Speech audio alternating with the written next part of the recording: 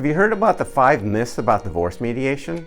Well, I'm here to tell you about those. I'm Gerald Maggio, founder of California Divorce Mediators, where we offer a simple and innovative approach to divorce mediation, with one primary consideration being that we do it by remote video.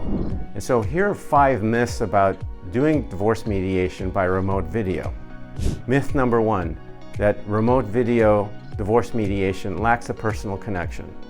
Well, I can tell you, I've done numerous mediations through video over the last 4 years since COVID began. I think everybody has gotten very comfortable with using remote video in that capacity, and frankly, it didn't affect how mediations were dealt with, how they were completed, how successful they were.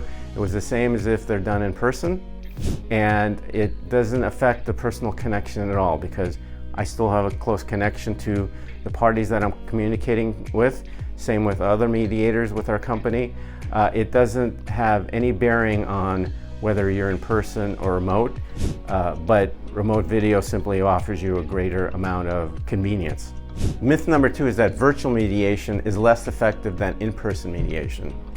I actually find that to be entirely false, and I actually find in my experience that virtual mediation is often more successful than in person, because it takes away the stress of being with your spouse or partner in a setting of being in an office that can be very uncomfortable, can be somewhat intimidating to be next to the person you're getting a divorce from, and being in a remote setting where you're both simply on screen, you're in a virtual room, is actually more calming, and I find to actually be more effective than having to be in the same room with the other party.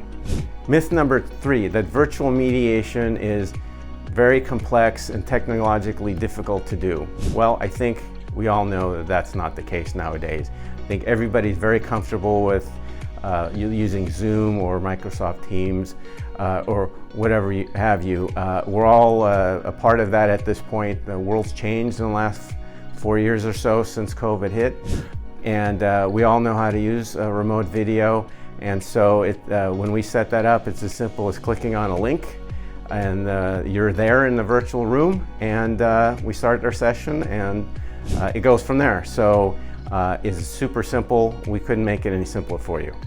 Myth number 4 is that virtual mediation isn't really nothing more than couples therapy, which is not the case at all. Mediation is really sitting down anyways and talking through issues, trying to help parties negotiate a settlement. Couples therapy is entirely something different. I don't think it has any bearing here at all, and 2 different things. So that's definitely not true at all. Myth number 5 is that virtual mediation is only good for amicable divorces. Well, I've had plenty of divorce cases that are handled by mediation that are with parties that are amicable. They are kind of on the same page for the most part, and there's not a lot of animosity, anger there. And so sure, those are easy, but I've definitely had my share of cases where parties are very frustrated, very angry with each other. It comes out in the mediation, and there's different techniques that we deal with that, but that certainly can be handled. And it's not true that virtual divorce mediation is only good for amicable divorces. It's good for all divorces. If you like this video, feel free to subscribe to our YouTube channel at the end of this video for more helpful information about divorce and family law issues. See you next time.